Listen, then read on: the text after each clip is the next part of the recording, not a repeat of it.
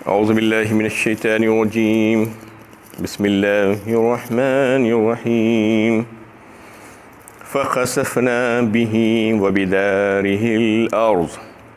فما كان له من فئة ينصرونه من دون الله وما كان من المنتصرين۔ بالآخر ہم نے اسے اور اس کے گھر کو زمین میں دھسا دیا، پھر اللہ تعالیٰ کے مقابلے میں کوئی جماعت اس کی مدد نہ کر سکی اور نہ ہی وہ خود اپنے آپ کو بچا سکا۔ یہ سورہ قصص کی 81 نمبر کی آیت ہے۔ اس سے پہلے قارون کا واقعہ تفصیل کے ساتھ بیان ہوا تھا، اور اس کے واقعے میں جو بیان کیا گیا کہ عبرت کی اور نصیحت کے بے شمار پہلو ہیں، اور ان لوگوں کے لیے جو بری خصلتیں رکھتے ہیں اور بدعمالیاں کرتے ہیں مال کے آنے کے بعد، ان لوگوں کے لیے اس میں تذکرہ ہے کہ اللہ تعالیٰ یہ بتانا چاہ رہے ہیں کہ جو مال و دولت تمہیں دی جاتی ہے وہ اللہ کے فضل و کرم سے دی جاتی ہے محض۔ سب سے پہلی بات جو ہدایت ہے خاص کر ان لوگوں کے لیے جن کو اللہ تعالیٰ نے اپنے فضل و کرم سے مالدار کیا ہے اور سرمایہ دار بنایا ہے، تو ان کو یہ بات اچھی طریقے سے سمجھ لینی چاہیے، جیسا کہ پچھلی آیتوں میں یہ بات قارون کی اللہ تعالیٰ نے نقل فرمائی تھی، انما اوتیتہ علی علم عندی کہہ کر، یعنی جب اس سے کہا گیا لوگ کہے کہ یہ مال تجھ کو اللہ تعالیٰ نے اپنے فضل و کرم سے دیا ہے، تو اس میں سے لوگوں کا بھی خیال کر اور ویسا ہی احسان کر جیسا کہ اللہ تعالیٰ نے تجھ پر احسان کیا ہے، اور جو حقوق تیرے ذمہ واجب ہے اس کو ادا کرنے کی کوشش کر، اور فخر و غرور تکبر مت کر۔ تو کہتا ہے کہ یہ مال کوئی مجھے نہیں دیا ہے، یہ مال تو میرے علم کی وجہ سے مجھے دیا گیا ہے، اور میں فن جو سیکھا ہوں، جو تجارت جو کرتا ہوں، جو پلاننگ جو کرتا ہوں، اس کی وجہ سے مجھے یہ دیا گیا ہے۔ یہ بات ذہن سے نکال دینا چاہیے۔ سب سے پہلی نصیحت ان لوگوں کے لیے جن کو اللہ تعالیٰ نے اپنے فضل و کرم سے مالدار بنایا ہے کہ یہ سمجھ لینا چاہیے کہ یہ مال اللہ کی طرف سے ہے محض، اور اس میں میرا کوئی ذاتی کمال نہیں ہے۔ اور دوسری نصیحت اس میں یہ ہے کہ مال کے آنے کے بعد فخر و غرور اور تکبر کبھی بھی قریب آنے نہیں دینا، اور اس مال پر اترانا نہیں اور بخل نہیں کرنا۔ وہ مال میں سے جو حقوق جن کے بنتے ہیں وہ حقوق ادا کرنے کی کوشش کرنا، اور جب اترانے کا کبھی موقع آئے تو وہ لوگوں کی طرف نظر ڈال کر دیکھنا جن کو اللہ تعالیٰ نے تم سے کم حیثیت بنایا ہے اور تمام چیزوں میں تم سے حیثیت میں کم ہے، مال میں اور اولاد میں اور دیگر چیزوں میں، تو دیکھنے کے بعد تم کو اندازہ ہوگا کہ اللہ تعالیٰ نے تم کو کیسی نعمتوں سے نوازا ہے۔ تو اس طریقے سے تم کبھی بھی غرور اور تکبر نہیں کرنا اپنے مال پر اور اپنی صلاحیتوں پر اور اپنے علم پر اور اپنی دیگر اللہ تعالیٰ کی بخشی ہوئی نعمتوں پر۔ بالکل ایسی مثال تمہاری ہونی چاہیے کہ ایک درخت پر جب پھل لگ جاتے ہیں تو درخت پھل کی وزن کی وجہ سے جھک جاتا ہے، ایسا ہی تمہارا بھی معاملہ ہونا چاہیے، تمہارا بھی طرز عمل ہونا چاہیے۔ یعنی اللہ تعالیٰ جیسے جیسے تم کو نوازتے جائیں صلاحیتیں اور نعمتیں اور مال و دولت اور اولاد، تو تمہارا معاملہ بھی بالکل ایسا ہی اس درخت کی طرح ہو جانا چاہیے کہ تم اور مزید جھکتے جائیں، تمہارے میں مزید انکساری، تواضع اور خاکساری کا پہلو نمایاں ہو جانا چاہیے۔ یہ نصیحت ہے۔ اور پھر دوسری یہ کہ جو مال و دولت تم کو دیا گیا ہے اس میں بہت سے لوگوں کے حقوق ہیں، حقوق واجبہ ہے، یہ بات اچھی طریقے سے سمجھنا چاہیے، اور تمہاری دنیاوی جو ضرورتیں ہیں اس کو بھی تم کو اسی میں سے پورا کرنا ہے، اور جو ہے جو حقوق العباد ہیں اس کو بھی اس میں سے پورا کرنا ہے۔ اصل میں مال کے جو مصارف ہوتے ہیں بنیادی طور پر دو مصارف ہوتے ہیں۔ ایک تو یہ کہ اس کو اپنی زندگی کے جو ضرورتیں ہیں اس کے ضرورتوں کو اس مال سے پورا کیا جائے، خود اپنے نفس کی اور اپنے اہل و عیال کی ضرورتیں ہیں، اور اپنے خاندان اور کنبے قبیلے والوں کی ضرورتیں ہیں، اور اپنے قریب ترین لوگوں کی جو ضرورتیں ہیں، وہ تمام ضرورتوں کو جو ہے اس ہی مال سے جو ہے پورا کیا ہے۔ وَأَمَّا بِنِعْمَتِ رَبِّكَ فَحَدِّثْ کہا اللہ تعالیٰ نے سورہ والضحیٰ میں، یعنی تو اپنی نعمتوں کا اظہار کر۔ نعمتوں کا اظہار کرنے کا مطلب یہ ہے کہ بعض دفعہ ایسا بھی دیکھنے میں آتا ہے کہ اتنے بخیل اور اتنے کنجوس ہو جاتے ہیں لوگ کہ اپنی ذات پر بھی خرچ کرنا نہیں چاہتے۔ تو اللہ تعالیٰ بتا رہے ہیں کہ تم کو جب مال دیا گیا ہے تو تم وہ مال میں سے اپنی ذات پر بھی خرچ کرنا، اپنے اہل و عیال پر بھی خرچ کرنا، اپنے دیگر رشتہ داروں پر بھی خرچ کرنا، اور یہ اس کا اظہار ہونا چاہیے کہ اللہ تعالیٰ نے مجھ کو مالدار بنایا ہے، مجھ کو اپنے فضل و کرم سے کچھ دیا ہے، تو وہ چیزیں تمہارے جسم پر اور تمہارے یعنی حال سے جو ہے اس کا اظہار ہونا چاہیے۔ ایک تو یہ چیز، اور دوسری سب سے بڑا پہلو مال کا استعمال کا یہ ہے، اس کا مصرف یہ کہ تم اسی دنیا میں رہتے ہوئے اسی زندگی میں جو ہے آخرت کی فکر کرنا چاہیے۔ آخرت والی زندگی جو آئندہ آنے والی ہے وہ بہت لمبی ہے اور ہمیشگی کی زندگی ہے، دیرپا ہے اور قائم رہنے والی ہے اور بہترین زندگی ہے۔ اس زندگی کے لیے تم کو یہاں پر کوشش کرنا ہوگا۔ اس کے لیے یہ ہے کہ حقوق اللہ اور حقوق العباد جو دو عبادتیں ہیں، تو ایک تو حقوق اللہ کے حق ادا کرنا، اللہ کے حق ادا کرنا بھی ضروری ہے، بندوں کے حق ادا کرنا بھی ضروری ہے، لیکن اللہ تعالیٰ فرماتے ہیں کہ اگر کسی وجہ سے میرے حقوق میں جو ہے کچھ کمی ہو جائے، یعنی اللہ تعالیٰ تو جو ہے میں بے نیاز ہیں تمہارے سجدوں سے، تمہاری نمازوں سے، تمہارے روزوں سے، تمہاری دیگر عبادتوں سے، حج اور عمروں سے، لیکن جو ہے اس میں اگر کسی قسم کی کوئی کمی بھی ہو جائے گی تو اللہ تعالیٰ فرماتے ہیں کہ میں اس کو معاف کرنے تیار ہوں، لیکن میرے بندوں کے حقوق اگر تم مارو گے، اگر ان کا حق ادا نہیں کرو گے تو پھر وہ معاف نہیں ہوگا۔ تو انسان کو چونکہ جو ہے مال سے بے حد محبت ہوتی ہے، مال بہت عزیز ہے انسان کو، تو یہی دیکھا جائے گا، یعنی ہو سکتا ہے کہ کسوٹی کے طور پر انسان کے اعمال کو جو ہے کس ذریعے سے تولا جائے گا کہ واقعی میں اس نے اللہ کی محبت میں اس مال کو خرچ کیا تھا یا نہیں کیا تھا، یعنی اللہ تعالیٰ کے بتائے ہوئے طریقوں پر کیا اس نے وہ مال کی محبت ہونے کے باوجود اس کو اللہ کے بندوں میں دیا تھا یا نہیں دیا تھا، یہ دیکھا جائے گا۔ تو اس میں جو مال کے تعلق سے جو ہدایتیں ہیں وہ یہ ہے کہ جو اللہ تعالیٰ نے تمہارے اوپر فرائض عائد کیے ہیں وہ فرائض کو پوری کرنے کی کوشش کرنا، اور اسی دنیا میں آخرت کی تیاری کرنا ہے، کیونکہ یہیں پر ایک موقع دیا گیا ہے، اس کے علاوہ اور کوئی دوسرا موقع ملنے والا نہیں ہے۔ یا ایھا الذین آمنوا انفقوا مما رزقناکم من قبل ان یاتی یوم لا بیع فیہ ولا خلۃ ولا شفاعہ۔ تیسرے پارے سورہ بقرہ میں اللہ تعالیٰ نے اس کا تذکرہ فرمایا ہے اور بتا دیا ہے کہ اے ایمان والو، خرچ کرو اپنا مال جو کچھ ہم نے تمہیں دے رکھا ہے اس میں سے، اور اس دن کے آنے سے پہلے جس دن کوئی خرید و فروخت نہیں ہوگی، کوئی تجارت نہیں ہوگی، کوئی دوستی کام نہیں آئے گی اور نہ ہی کوئی سفارش تمہاری جو ہے چل سکے گی وہاں پر۔ یہ تین چیزوں پر انسان کو بڑا زام ہوتا ہے، دنیا میں بھی یہ سمجھتا ہے کہ کاروبار چل رہا ہے، دیکھ لیں گے، کچھ ہو گیا اگر تو پھر ہمارے پاس تو مال ہے۔ ویسے ہی جو ہے کسی بڑے لوگوں سے تعلقات رہتے ہیں تو یہ سوچتا ہے کہ وہ میرا بڑا آدمی ہے نا، وہ مجھے دیکھ لے گا، مجھے سنبھال لے گا، اور جو ہے کہیں پر کچھ دے دلا کے رشوت وغیرہ دے کر کچھ کر کے جو ہے سفارش کروا لیتے ہیں، یا کوئی کسی کا نام لگا کر سفارش کروا لیتے ہیں دنیا میں۔ یہ تینوں چیزیں چلنے والی نہیں ہیں، اللہ تعالیٰ پہلے ہی بتا دے رہے ہیں، دیکھ لو یہ دنیا میں تمہارے جو معاملات ہیں ویسے معاملات وہاں پر نہیں رہیں گے، اس میں سے کچھ بھی نہیں چلے گا۔ اس سے پہلے تم اپنے اعمال کی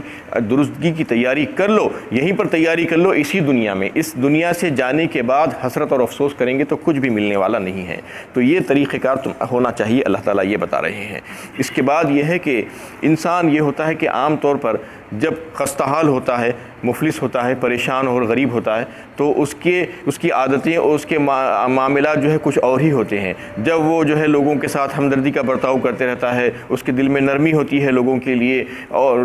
کچھ نہ کچھ جو ہے کسی نہ کسی کے ساتھ کچھ کرنے کی کوشش کرتا ہے، کچھ کھلاتا پلاتا ہے دوست احباب کو، کوئی رشتہ داروں کو، کوئی غریبوں کے ساتھ کچھ نہ کچھ جو ہے ہمدردی کا مظاہرہ کرتا ہے، لیکن جیسے جیسے جو ہے مال آتا جاتا ہے، جیسے جیسے اللہ تعالیٰ اس کو مالدار بناتے جاتے ہیں، رویہ بدلتا جاتا ہے۔ یہ دیکھنے میں آتا ہے کہ جیسے جیسے مالدار بن گیا اور کنجوس اور بخیل ہو گیا، اور غریبوں سے اور فقیروں سے ملنا نہیں چاہتا، ان کا جو ہے کوئی حق یہ نہیں سمجھتا کہ ان کا بھی حق میرے مال میں ہے، اور ان کو جو ہے اپنی دعوتوں میں شامل نہیں کرتا، ان کو اپنی محفلوں میں شامل نہیں کرنا چاہتا، بڑے لوگوں کے پاس جاتا ہے اور بڑے لوگوں سے ملاقاتیں کرتا ہے، ان سے تعلقات کو قائم کرتا ہے، اور یہ سمجھتا ہے کہ یہ لوگ کچرا ہیں، یہ لوگوں سے کہاں ملوں میں، اور یہ لوگوں سے ملوں گا تو میری عزت چلے جائے گی۔ اور پھر عبادتوں کے معاملے میں بھی یہی ہوتا ہے کہ جب غریب اور جو ہے مفلس ہوتا ہے اور جب کچھ کام نہیں ہوتا ہے تو نمازیں بھی پڑھتا ہے، دیگر عبادتیں بھی بڑی زور و شور سے جاری رہتی ہیں، لیکن جب مالدار ہو جاتے ہیں تو میں نے ایسا بتاتے ہیں کہ مجھے اور بہت سے کام ہیں، مال کمانے کو، مال کو بڑھانے کے سلسلے میں بہت محنتیں کرتا ہے، اسی میں اپنا وقت صرف کرتا ہے، اور عبادت سے غافل،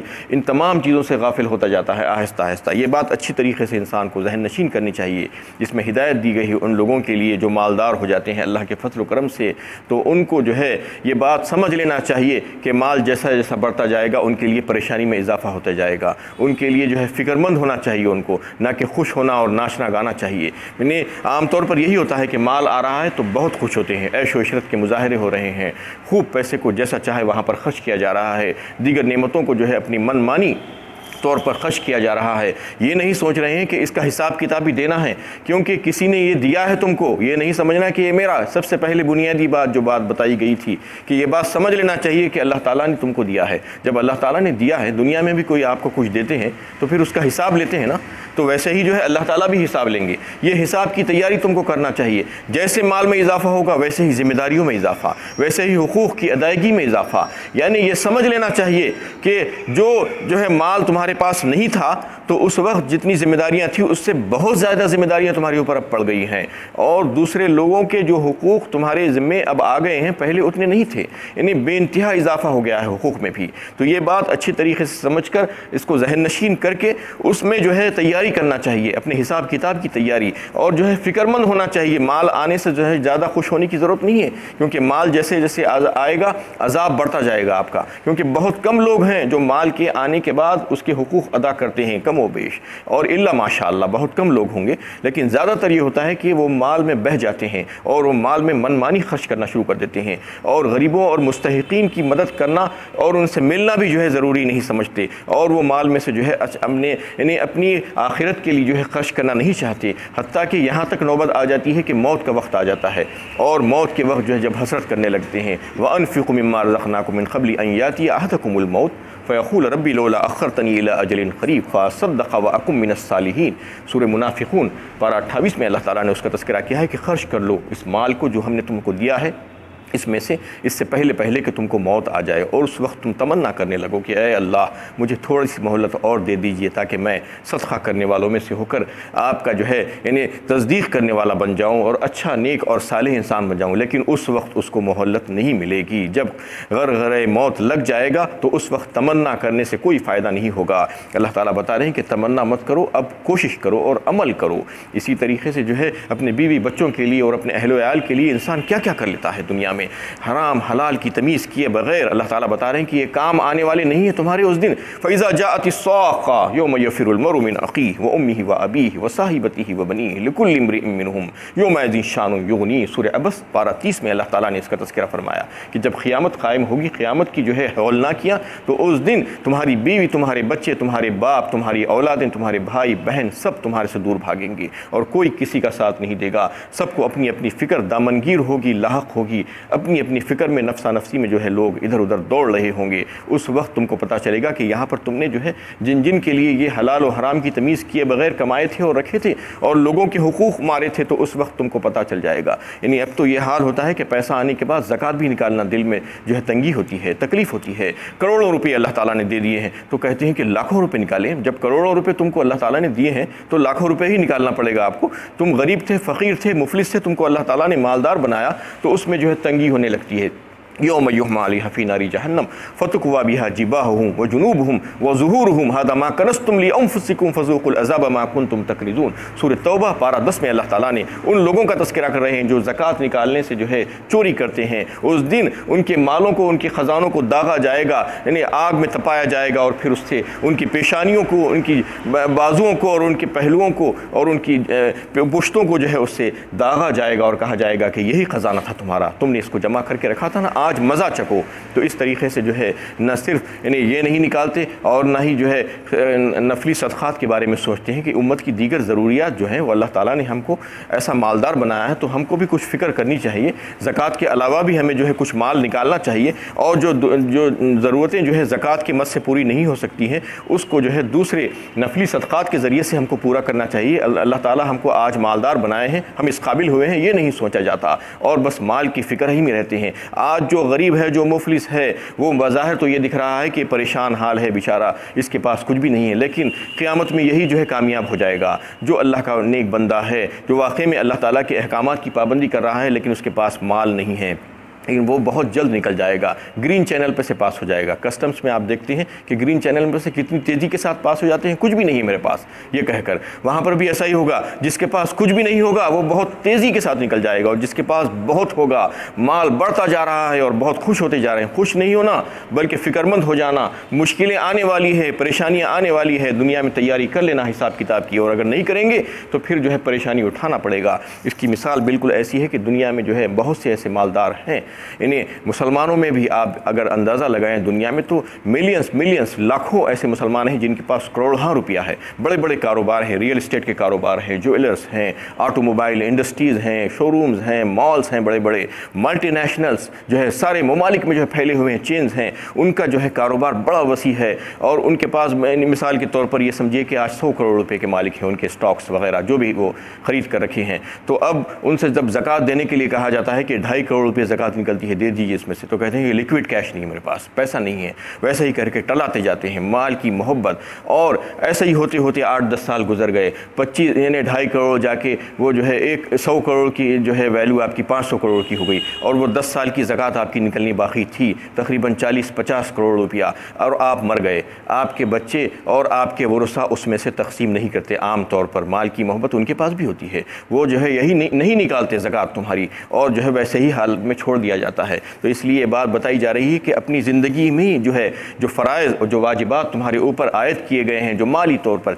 اس میں سے جو ہے فوراً ادا کرنے کی کوشش کرو، اور جو ہے بینکوں میں لاکھوں کروڑوں روپیہ رکھا ہوتا ہے، اس کا انٹرسٹ آتا ہے، وہ انٹرسٹ جو ہے آپ کے لیے جائز نہیں ہے، اس کو نکال کر غریبوں میں تقسیم کر دینا چاہیے، اور جو ہے ثواب کی نیت کے بغیر یہ بھی جو ہے اس میں بھی خود برد ہوتا ہے، اس قسم کی بہت سی حرکتیں مال میں ہوتی ہیں۔ تو اللہ تعالیٰ بتا رہے ہیں کہ اس قسم کی اگر حرکتیں کرو گے تو پریشان ہو جاؤ گے، اور یہ قارون کا قصہ بیان کرنے کا مقصد یہی ہے کہ دیکھو ایسے مالدار نہیں بننا تم، اور اگر ایسے مالدار بنو گے تو اس آیت میں جو ہے اس کی سزا کا ذکر آیا ہے کہ ہم نے اس کو زمین میں دھسا دیا، اس کے مال سمیت، اس کے محل سمیت، اس کی ساری چیزوں کو ابھی تک دھستا جا رہا ہے، روایتوں میں آتا ہے کہ ابھی بھی دھس رہا ہے وہ زمین میں، اور دھستا ہی جائے گا قیامت تک، اور پھر اس کا مال اس کے کچھ بھی کام نہیں آیا، کوئی بھی جماعت اس کی مدد نہیں کر سکی، نہ وہ خود اپنی آپ کی مدد کر سکا، اس کا مال، اس کی اولاد اور اس کے پاس جو بھی چیزیں تھیں وہ بیکار ہو گئی، اور پھر لوگ جو اس کو جو ہے اچھا کہہ رہے تھے اس دن کہ اس کے جیسے ہمارے پاس مال ہونا چاہیے، وہ جو ہے جو خواہشیں کر رہے تھے آج کہنے لگے کہ اللہ تعالیٰ نے ہم کو بچا لیا، اور اگر نہیں بچاتے تو ہمارا حال بھی کم و بیش ایسا ہی ہوتا۔ اور مال و دولت اللہ تعالیٰ جو دیتے ہیں وہ جو ہے اللہ تعالیٰ یہ بتانا چاہ رہے ہیں کہ یہ کسی محبوبیت کی نشانی نہیں ہے، بلکہ جو ہے ہم جسے چاہتے ہیں دیتے ہیں، ہماری حکمت بالغہ کے تحت کسی کو زیادہ دیتے ہیں، کسی کو کم دیتے ہیں، یہ دلیل نہیں بنائی جا سکتی، اور یہ فضیلت کی نشانی نہیں ہے۔ اس لیے جو ہے اس میں بہت اچھی طریقے سے سوچ سمجھ کر مال کو خرچ کرنا چاہیے۔ جو مالدار ہوئے ہیں وہ یہ بات کا جو ہے تمام باتوں کو ذہن نشین کر لینا چاہیے۔ وآخر دعوانا ان الحمد للہ رب العالمین۔